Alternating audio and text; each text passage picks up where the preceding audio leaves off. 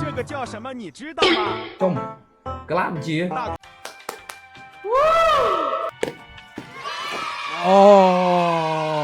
អ្នកគ្នានេះគឺជាកន្លាតបញ្ជាដែលបានឃើញនៅក្នុងវីដេអូមិនអញ្ចឹងខ្ញុំគិតថាខ្ញុំមានអីនិយាយច្រើនពីវាទេតោះយើងទៅបើកមើលវាអស់គ្នាមានតែប៉ុណ្្នឹងទេចុះមិនក្នុងវីដេអូខ្ញុំឃើញមានតែកន្ទេលេបញ្ជាគេអញ្ចឹងអូសង្ស័យទៀតហើយតើខ្ញុំមើលគឺនៅកន្លែងនេះគឺមានកន្លែងបើកមួយឥឡូវខ្ញុំសាកបើកវាសិនចុយអត់ដែរអូនៅកន្លែងនេះគឺមាន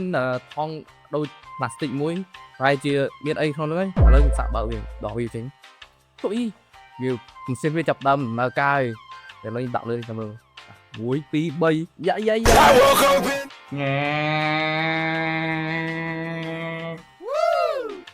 ដូចត្រូវចឹងណាស់គ្នាតោះអ្នកនរគ្នាឥឡូវខ្ញុំទៅបន្លាចបងប្រុសខ្ញុំមួយគាត់ខ្ជិលគាត់ដល់ស្រីទេគាត់តែគាត់ជំនួសដែលខ្លាចក្លាតខ្លាំងមែនទេ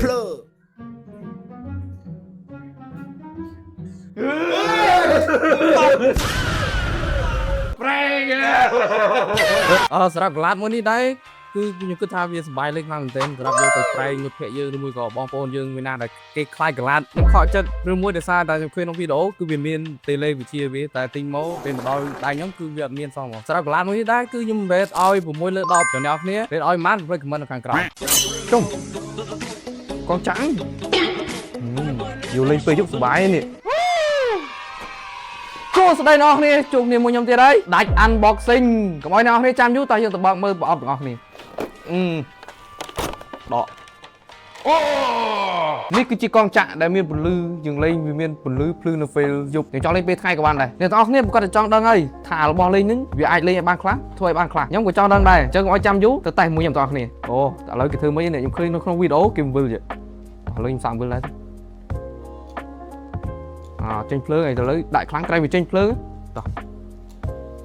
អូ